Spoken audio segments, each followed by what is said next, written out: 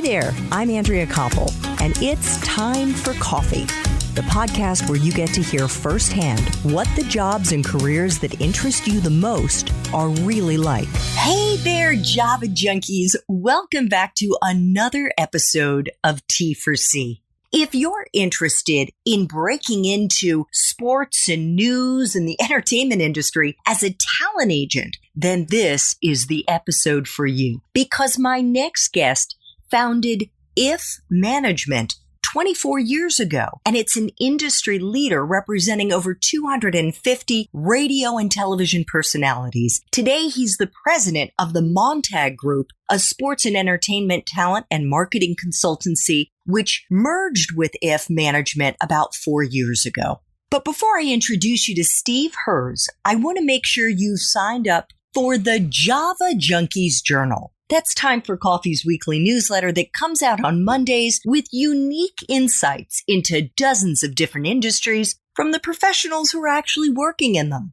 Just head over to the Time for Coffee website at time4coffee.org, and the sign-up box is right there. Now, my Java lovers, please grab your mug and take a chug of your favorite caffeinated brew, because it's time for another caffeinated career conversation. And my guest is Steve Herz, president of the Montag Group, also known as TMG, which is a sports and media talent and marketing agency. He is also a career advisor to CEOs, lawyers, entrepreneurs, and young professionals. Prior to joining TMG, Steve was the president and founding partner of If Management, an industry leader whose broadcasting division became one of the largest in the space and actually today represents over 250 television and radio personalities. The agency also represents some of the biggest names in sports and news media, including NBC Sports' Mike Tirico, ESPN's Scott Van Pelt, and Dan Schulman, and CNN's chief international correspondent, Clarissa Ward. He is also author of the new book, Don't Take Yes for an Answer, Using Authority, Warmth, and Energy to Get Exceptional Results. It was only published in June 2020, so you can buy it and read it, hopefully before the start of the new school year. Steve, welcome to Time for Coffee. Are you caffeinated and ready to go? I'm ready to go. I want to tell you, I'm probably the first guest you've ever had on this show who has never, ever tried coffee. So I wish. Oh, actually, wait a minute. I was going to say, I wish I could say that were not the case, but you're saying you've never tried coffee. Never had coffee. I have a psychological aversion to drinking coffee that started when I was about 12 years old. And my parents, what is it? My parents would have me throw away the garbage, maybe I was 10, even earlier. And always in the garbage were these coffee grinds. They were, obviously used up. And I just had this negative association with coffee as a little kid. And then when everybody started drinking coffee in college, I was like, no, none for me, thank you. And I've never, ever tried it.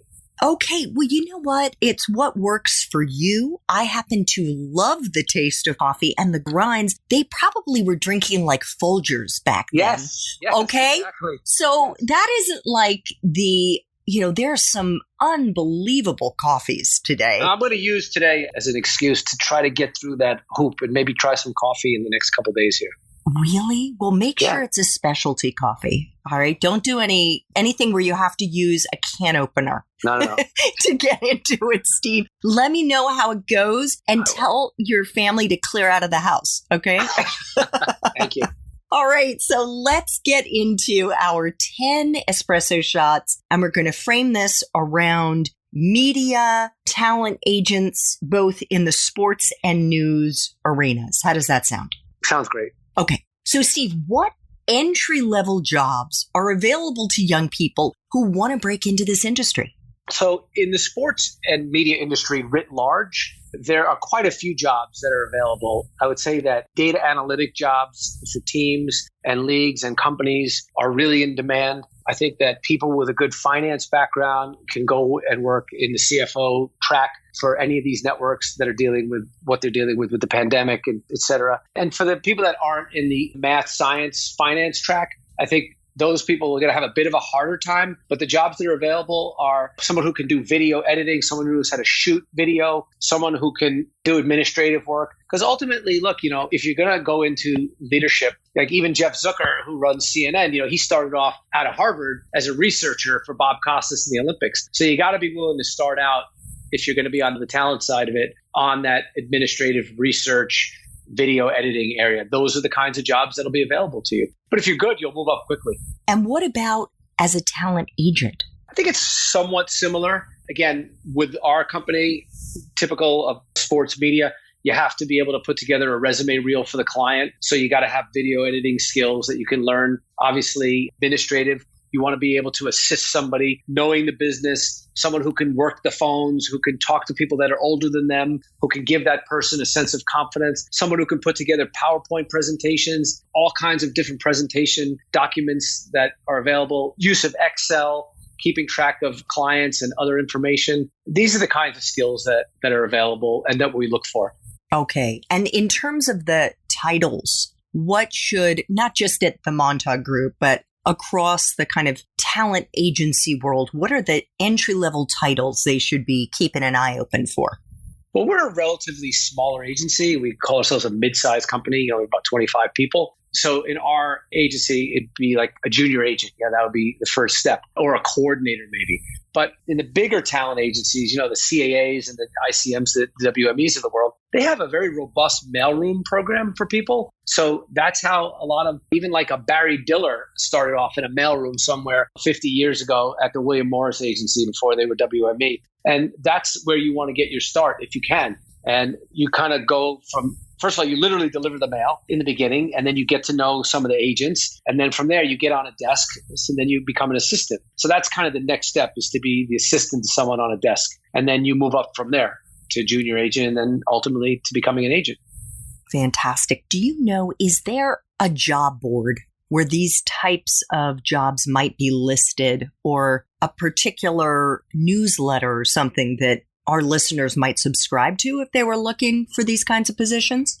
Well, it's a good question. There really aren't in our field. I mean, it's kind of one of the real negative, I think, aspects to doing what we do. It's a very disparate industry. There's not a lot of big banks, and they come out together and they recruit at different universities and graduate schools. It's not like that in the talent business, because it's kind of considered as, like a sexy field to be getting into. So I think that the industry in general doesn't do a great job of recruiting people. They expect people to come after them. I would say that the bigger companies like NBC, for example, Comcast, Universal, Disney, which owns ESPN and ABC News, Warner Media, which owns CNN, those companies will have job listings, but not the smaller companies like ours. I mean, we'll put out a post on our website or in different universities like Syracuse. We know Newhouse is a school that is known for this type sort of thing. But no, Andrea, there's not like a one particular clearinghouse people can look at. Okay, fair enough. Steve, what is a useful hard and soft skill that you look for at the Montag Group, at If Management, in the young people that you hire to become talent agents? The most, I think, important hard skill, and this is not a hard skill business, by the way. It's a very limited in terms of hard skills, depending on how you define a hard skill. I think it would be those video editing skills would be a very specific skill that is needed. And then also, I think, like I said, the computer skills, the ability to put together an effective PowerPoint presentation or other kind of presentation document to make an Excel spreadsheet. Those kinds of hard skills are really what's needed. But beyond that, I think the rest of it is soft skills. It's the ability to talk to people, to communicate, to, I don't know if you want to call this a hard skill, but have like a deep, deep knowledge of the industry, to know who the White House correspondent is at every network, know who's coming up, know who the young people are, have knowledge of who the good print reporters are, who might be the next person in the game that you might want to recruit or want to hire. You want to be thinking the way an executive who's hiring talent thinks. And so if you're a young person, you want to have that knowledge of the industry, that deep knowledge. And that, I think, all goes into the category, what you might call soft skills. Okay, excellent. What about someone's major? Is it a deciding factor to get into the talent industry? In other words, if they haven't studied, and I'm not even sure what I would say here, journalism or the media or English literature, whatever it is, would it be a deal breaker? No, not at all. Look, our company, we have a history. I think a lot of agencies are like this, especially with our niche of sports and news media. We definitely look at places like Syracuse, Northwestern, Michigan now has a good sports program, but it's not a deal breaker at all. I mean, we've had people that have come from Tulane with no background in the business, did very well. Cornell, we've had some really successful people from Cornell. Again, no background in the business. Somebody came from Amherst College, zero background. If you're smart, you're hungry, if you have a very, very deep desire to learn the industry and learn the business and study it, and you can demonstrate that to your bosses or the people you're interviewing with, you'll get a chance. Okay, fair enough. What about a graduate school degree, Steve? And this is less so, I suppose, for somebody who's coming in at the entry level into a talent agency like yours, more so for somebody maybe who wants to run a talent agency. I know you got your law degree at Vanderbilt. Are there certain grad school degrees that you think would give a young person a leg up? I struggle with that question. I don't think so. A lot of people ask it. I think that if you get into Harvard Law School and you want to be the president of a network, maybe it helps. But I don't really think so. And if you look at who are the people running these businesses today, they don't necessarily have MBAs or law degrees. So I think it's a very, very much case-by-case basis. And I think if you have the ability to get into a great graduate school in the first place, you probably don't need to go there in order to get to where you want to get to in this particular field. Now, if you wanted to go be a partner in a law firm, or you wanted to become a doctor or a scientist, which required a PhD or a master's, then yes, I agree. It's an important thing to have. But in this particular field, I don't think it's necessary. I think if you're really smart and hungry and work hard and communicate well, then you can do just as well without the degree. Awesome. And that's coming from someone who has one. I know.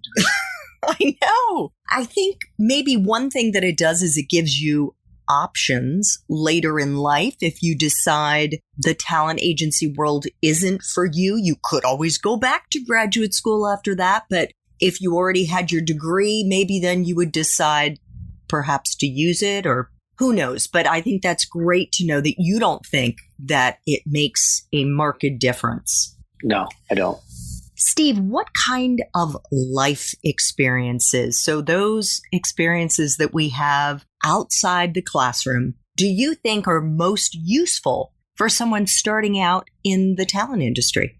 I think somebody who has work experience that required them to show resiliency, to show tenacity, to show a level of what I would call enterprising ability. Look, a lot of people are very good at becoming functionaries. They'll do the job that is asked of them. And maybe they'll get a job and maybe they'll keep a job being a functionary. But that's not, to me, the type of person that's going to succeed to the level that I think a lot of your listeners are wanting to achieve in this world. And I think the difference between the functionary and the leader is the person who shows that level of ingenuity, enterprise, and creativity. And a lot of people learn those things in previous jobs. I'll give you an example in my own particular life, which is going to sound kind of funny to you, but I would say the best job I ever had that got me to where I am right now was 2 summers being a pool cleaner in Long Island in New York and dealing with some extremely difficult people who thought that they were the king of the world or the queen of the world and wanted their pool cleaned now. And if there was one leaf left over in the pool, you were going to hear about it. And it really taught you at 17, 18 years old how to deal with 50-year-old people that were very demanding and understand how to talk to them and how to neutralize sometimes their frustration, even though you might not be able to solve their problem. And that, to me, is what it takes to become successful, that ability to handle difficult situations. I think that is an awesome example. And if only the problems were so small as to say, take out an extra leaf, right? Well, I'll just say real quick. This is like a legendary story in my life. Yeah. I had one of my best friends to this day is a urologist, and he's a professor at Northwell Hospital, Dr. Michael Levine. He's actually in my book. And he and I were cleaning a pool one day on a Friday, and the lady said, I need you to make my pool blue. And her pool was green, filled with algae. It was disgusting. And we said, Mrs. Smith, we can't clean your pool. It's impossible. If you're having a party, we can't make your pool blue. You won't have anybody be able to go in there. And she started yelling at us, make me blue, make me blue. No matter what we said, she kept saying, make me blue. And so we just poured like 20 gallons of shock into her pool, and we took this green, disgusting pool and we turned it blue. But I hope to this day no one went in there because they probably still would have toxic shock syndrome or something awful. But we solved the problem. Oh my God. Wait, what did you pour in? It's called shock. It's something that lowers the pH level in a pool, and it just turns green to blue because it was filled with algae.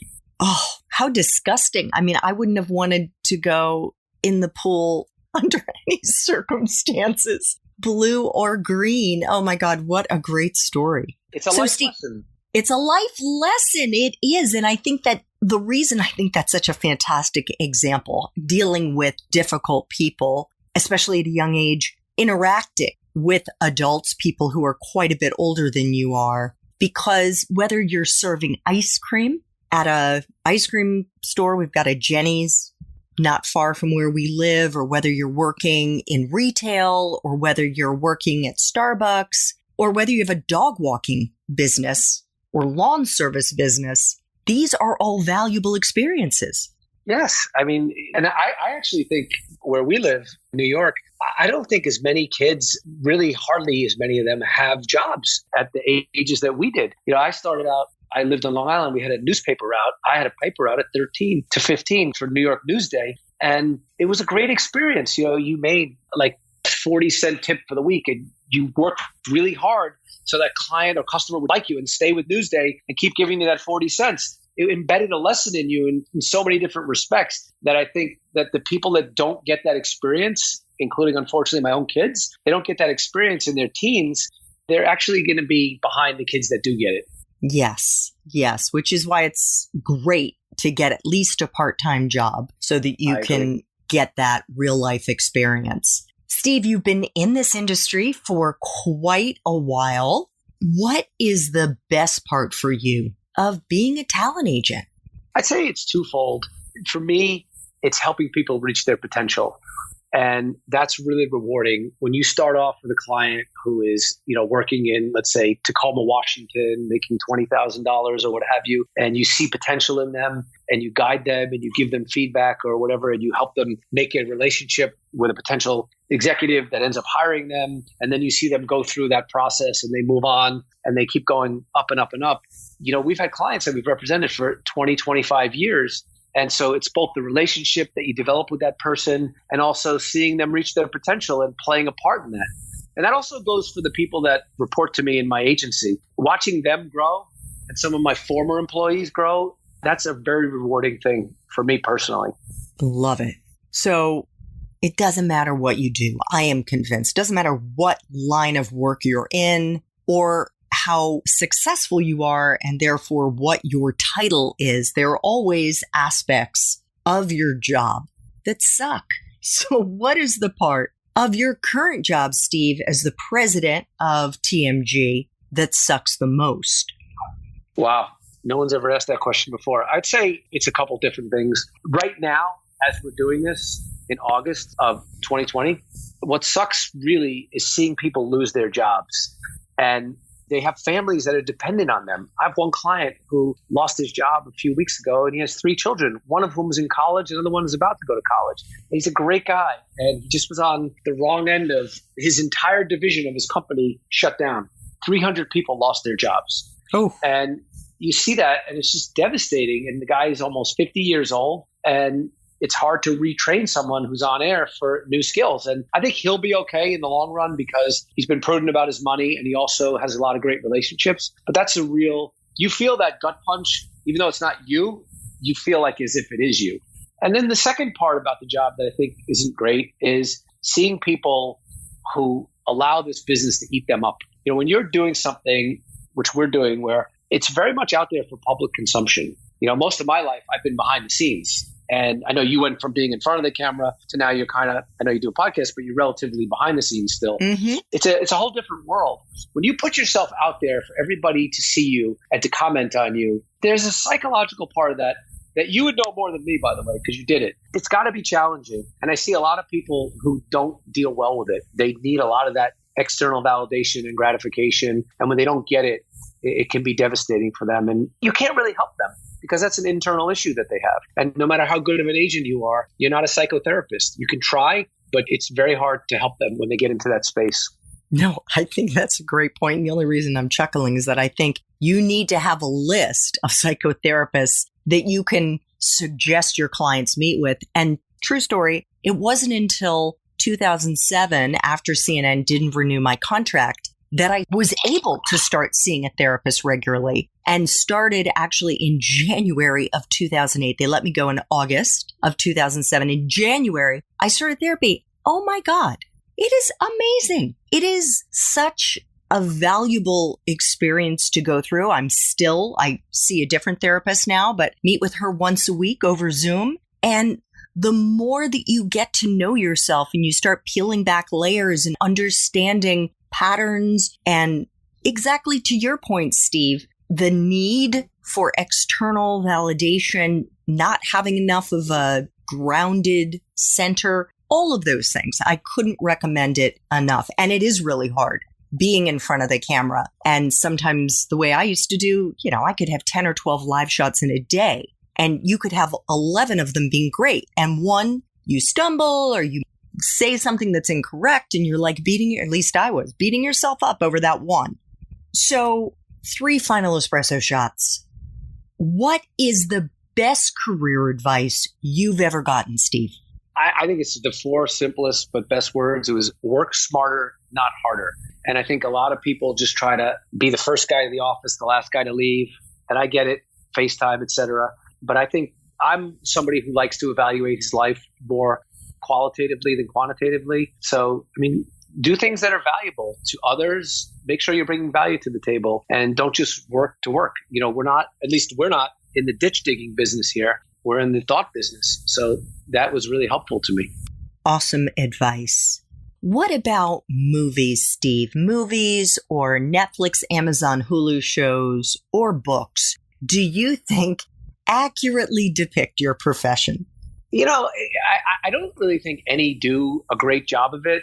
But if I had to pick one, I would say Run, Sammy, Run. Bud Schulberg, the classic, is a great book about, the whole agent business. But, I don't know, Jerry Maguire certainly kind of hits certain things about the intensity of the relationship between the client and agent. I think that does a really good job of it, although obviously it dramatizes it. But I don't think anybody's come up with it yet. To me, nobody has hit the holy grail on, to me at least, what I do and accurately describing it. Certainly Entourage didn't, at least not where I sit. Yeah. So you never dropped to your knees and begged a client to come on board with you the way that Tom Cruise did? No, I was lucky never to be in that situation. Okay, final espresso shot. What would Java junkies be surprised to learn about your profession? I think that our job, the good agents, and I'd even say this about a lot of competitors of mine, they're 24/7 on the job. And it sounds like it's a horrible thing, but I think if you love this business and you eat, sleep, and drink it, then it doesn't ever feel like a job.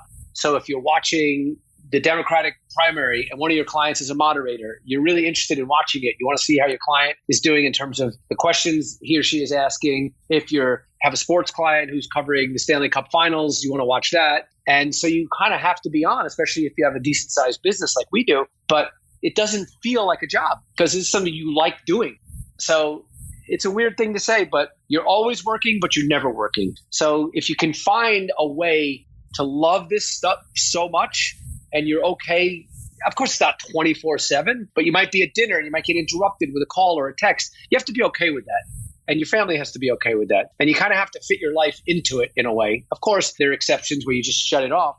But my wife, she's been very understanding over 15 years. And I don't know, it just works. It works for me and it works for us. And I think we're lucky. Excellent. Steve is the author of the new book, Don't Take Yes for an Answer, Using Authority, Warmth, and Energy to Get Exceptional Results. Check it out, and also check out show notes for this episode to see if Steve's main Time for Coffee interview, in which we get into the book and we get into what he does at TMG and what it takes to be a really kick-ass agent. Steve, thank you so much for making time for coffee today with me and the T4C community, even if you don't drink coffee. This was really wonderful. Thank you so much for having me, Andrea. I really appreciate it. Thanks so much for listening to Time for Coffee, where the professionals in the jobs that most interest you always have time to grab coffee 24/7, no matter where you live. I have one quick favor to ask you. Remember to rate, review, and subscribe to Time for Coffee. Thanks so much.